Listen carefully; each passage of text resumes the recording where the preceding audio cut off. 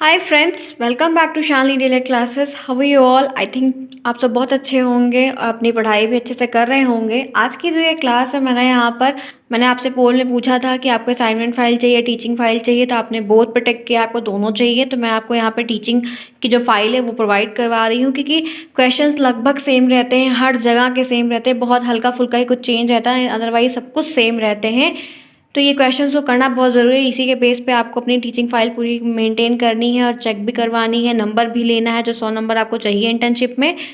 तो यहाँ इससे पहले भी मैंने आपको 2 फाइल शेयर कर चुकी हूँ, आप वहाँ से भी देख सकते हैं। जिसको जो मैटर अच्छा लगता है वो बच्चा उस चीज़ को कॉपी कर सकता है, कोई डाउट नहीं है। आज मैं आपको नेक्स्ट एक मैटर और प्रोवाइड करवा रही हूँ, मुझे रिसेंट में ही मिला हुआ है एक बच्चे के थ्रू। तो मैंने आपको ये चीज़ें चाहा कि शेयर कर दूँ, ताकि आपको जो भी मैटर अच्छा लगे आप कर सकते हैं देख कर। तो चलिए देखते हैं। पहला क्वेश्चन आपके सामने यहाँ पर है, कक्षा अवलोकन शिक्षण विधि। हम यहाँ पे टीचिंग फाइल से रिलेटेड बातों को देखेंगे, जो क्वेश्चन हैं वो क्या क्या हैं, उसमें क्या हमको लिखना है, ये समझते हैं पूरी फुल डिटेल में। आप शालिनी डेली क्लास साथ जुड़े हुए हैं, लाइक शेयर सब्सक्राइब बिल्कुल ना भूलें। ये जो पीडीएफ है आपको टेलीग्राम चैनल पे मिल जाएगा। जो चीज़ें यहाँ पे शेयर नहीं हो पाती मैं वहाँ पे शेयर करती हूँ। अगर आप नहीं कनेक्टेड हैं तो आप शालिनी डेली क्लासेस मेरा टेलीग्राम चैनल का नाम है, वहाँ पे आप ज्वाइन करिए और वहाँ पे आप ये पीडीएफ आपको मिल जाएगा। आप अपना लेके अपनी टीचिंग फाइल को आप मेंटेन करिए, ठीक है। बात पहला यहाँ पे है कक्षा अवलोकन की शिक्षण विधि। हम इनके बारे में फुल डिटेल में जानेंगे, क्या है शिक्षण विधि, क्या हमको इसके अंतर्गत लिखना है। थोड़ा सा पॉइंट नहीं क्लियर है, लेकिन फिर भी समझ में आ रहा है क्या है। देखिए, विद्यालय में शिक्षा का माहौल संतोषजनक है, आपको उस चीज़ें समझ के लिखनी है। वैसे इसमें क्या मैटर लिखा है, ये मैटर मुझे काफ़ी ज़्यादा अच्छा लगा, इसलिए मैंने इसको शेयर किया है आपसे। सभी अध्यापक अपनी अपनी योग्यता के अनुसार विषयों का कक्षावार समय सारणी के हिसाब से पालन करते हैं, मतलब टाइम टू टाइम पढ़ाते लिखाते हैं। बच्चे स्वभाव के अनुसार बहुत शैतान होते हैं, पर विद्यालय के बच्चे अपने अध्यापक की बात को ध्यान से सुनते हैं। बच्चे शैतान तो हैं लेकिन बातों को सुनते हैं। कभी कभार शोरगुल बहुत अधिक हो जाता है तो अध्यापक को मतलब सख्त बनना पड़ जाता है, लेकिन एक बार जोर से डांटने पर बच्चे शांत हो जाते हैं। तो ये उन्होंने ऑब्जर्व किया और अपने तरीके से इस चीज़ को लिखा हुआ है। तो आपको ऐसी ही रिलेटेड बातें लिखनी है जो आप समझ रहे हैं वहाँ पे। फिर निरीक्षण विधि का क्या अर्थ है, निरीक्षण का क्या अर्थ है, आप ये सब लिखो, पूरी चीज़ें डिटेल में फुल डिटेल में दो। तो ये नोट्स काफ़ी थोड़ी अच्छी सी है, कुछ चीज़ें इसमें नहीं अच्छी है। स्टार्टिंग के पेज आप यहाँ पे देखिए, आपको ऐसे डायग्राम्स बनाने हैं, आप चाहिए तो बनाइए या तो आप कट पेस्ट कर लीजिए जैसा आपको सही लगे।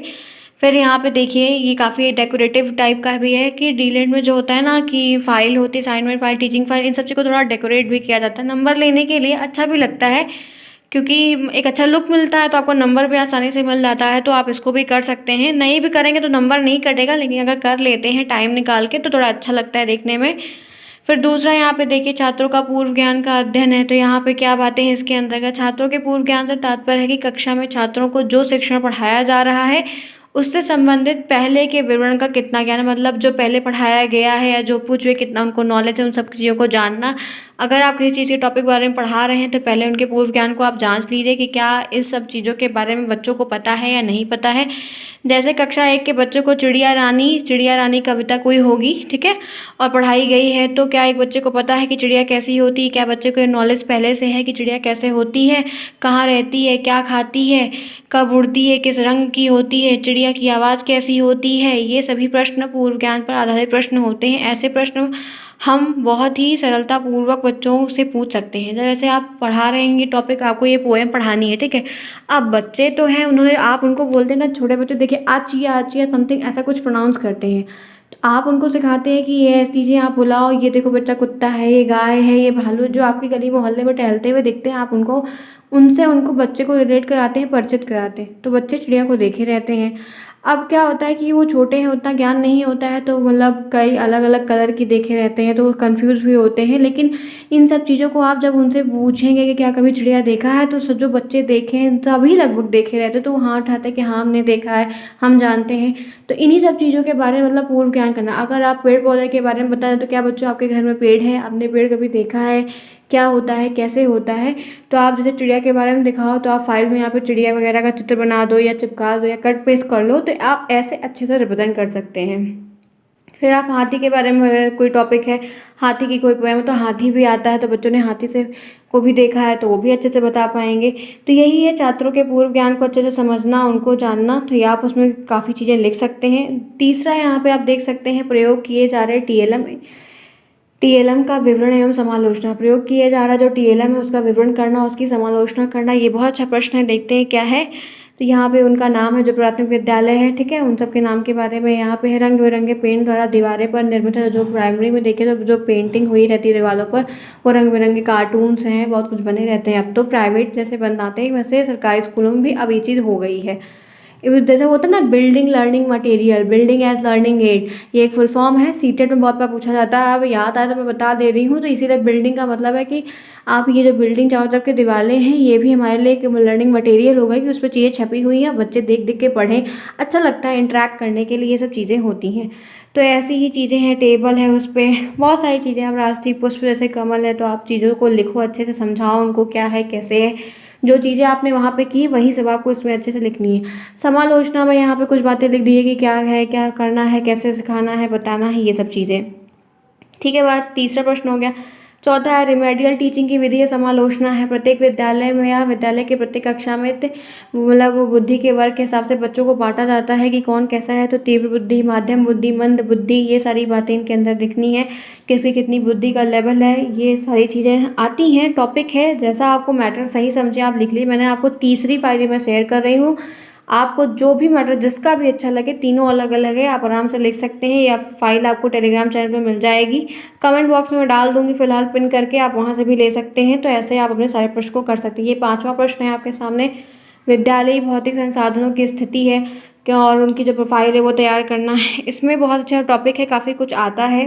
कहाँ पे है विद्यालय, कितने कमरे हैं, रसोई घर कितना बड़ा है, भंडार गृह है कि नहीं है, शौचालय है, ये सब वगैरह साफ सफाई रहते हैं कि नहीं है, लर्निंग कॉर्नर है, पेड़ पौधे लगे हैं कि नहीं लगे हैं, एमडीएम होता है कि नहीं होता है, खुशबूदार है और हवा वगैरह आती है, रूम वूम अच्छे हैं, चटाई वटाई की व्यवस्था है कि नहीं, सब कुछ आपको बताना रहेगा, ठीक है। अब आगे देखते हैं इसी तरह नेक्स्ट देख लीजिए। भौतिक संसाधन की स्थिति है, पानी वगैरह सही है, पेशाब घर और शौचालय की व्यवस्था वगैरह है, किचन गार्डनिंग सही है, मतलब किचन की व्यवस्था सही है, आसपास का परिवेश भी लगभग सब कुछ सही है, नहीं माहौल माहौल ख़राब हो, लड़ाई झगड़े होते रहते हैं, बच्चे सीखेंगे वही सब। इन सब चीज़ों को भी आपको ढंग से रिप्रेजेंट करना है, ठीक है, जो चीज़ आप वहाँ पे आकलन करोगे। फिर आगे नेक्स्ट देखिए इसी तरह से है, ये छठा है शैक्षिक गतिविधि का क्रियान्वयन और अभिलेखीकरण करना। ये भी बहुत इंपॉर्टेंट है, जो अभिलेख वगैरह वहाँ रहते हैं उन सब चीज़ों के बारे में विवरण देना है, क्या था कैसे था, पुस्तकीय ज्ञान से हटकर चीज़ों को बताना भी रहता है। शारीरिक मानसिक स्वास्थ्य वगैरह भी इन ज्ञान प्रदान करने से जो गतिविधियाँ हैं वो भी आपको ध्यान रखनी होगी। तो ये सब चीज़ें आपको रिप्रेजेंट करनी होगी, सारी चीज़ें इसमें लिखनी है। एक बार आप जब बना लेंगे कर लेंगे तो आपको पूरा आइडिया हो जाएगा। और लगभग सेकंड में कुछ क्वेश्चन चेंज रहते हैं, थर्ड में भी। जैसे आपको एक सेमेस्टर आप बना रहे हैं तो आपने पूरा बना लिया, अभी तो मैं आपको प्रोवाइड करवा रही हूँ। बहरहाल मैं हर सेमेस्टर में प्रोवाइड करवाने की पूरी कोशिश करूँगी, लेकिन ये है कि आप जब एक बार बना लेंगे ना तो आपको पूरा आइडिया लग जाएगा। लगभग क्वेश्चन वही रहते हैं, एक दो क्वेश्चन चेंज होता है। और फिर आपको जो है ये टीचिंग की फ़ाइल हर सेमेस्टर में बनानी रहेगी। फिर आपको उसमें जो है ना एक और मिल जाएगा काम, जो है ये लेसन प्लान भी आपको बनाना रहेगा। तो अभी फ़िलहाल नहीं बनाना है, तभी आपको कोई बहुत दिक्कत की बात नहीं, अभी आप यही समझिए। तो ऐसे आपको सारी फाइल बनानी, मैंने आपको सारे क्वेश्चंस बता दिए हैं। ये अभिलेख है, रख रखाव बताना है विद्यालय का कैसा है कि सब में, और समालोचना सब में लिखनी है।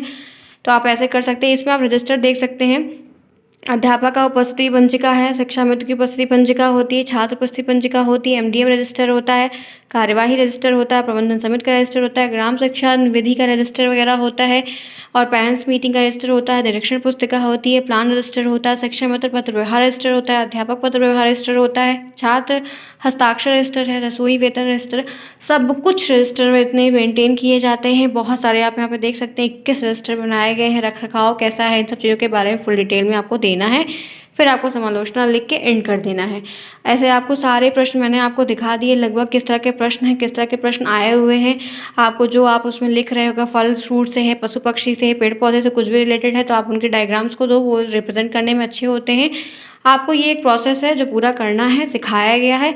10वां क्वेश्चन यहाँ पे है, आप देख सकते हैं। मेरी तीसरी फाइल है, इसमें थोड़ा मैटर जो है साफ़ सुथरे हैं और थोड़ा अच्छे तरीके से लिखे, इसीलिए मैंने इसको शेयर किया, क्योंकि मैंने भी इसको पढ़ा और ये ज़्यादा अच्छी लगी, पढ़ने में समझ में आई, इसका मैटर बहुत अच्छा है, इसलिए मैंने आपको शेयर किया है इसको। ठीक है बात, आप इसमें भी पूरी चीज़ें लिख दो, जैसे जैसे प्रोसेस हो रहा है, सारी चीज़ें जैसे जैसे प्रोसेस हो रहा है आप उसको पूरा क्लियर तरीके से आप उसको रिप्रेजेंट कर सकते हैं।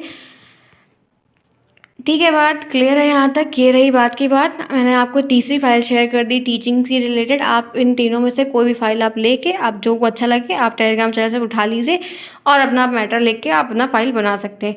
आई होप आपको वीडियो ये मुझे उम्मीद है ये वीडियो आपको पसंद आया होगा, आपके लिए हेल्पफुल भी है। अगर अच्छा लगा है तो चैनल को सब्सक्राइब करिए, वीडियो को लाइक करिए, और आपको कोई डाउट हो या कोई इन्फॉर्मेशन जाननी कुछ भी है तो आप कमेंट बॉक्स में डाल दीजिए। मैं आपको उस चीज़ को क्लियर कर दूंगी कि क्या उसका आंसर होगा। ठीक है, बात क्लियर है यहाँ तक? तो हम बहुत सारी जानकारी के साथ दोबारा मिलेंगे, तब तक के लिए take care and thanks for watching.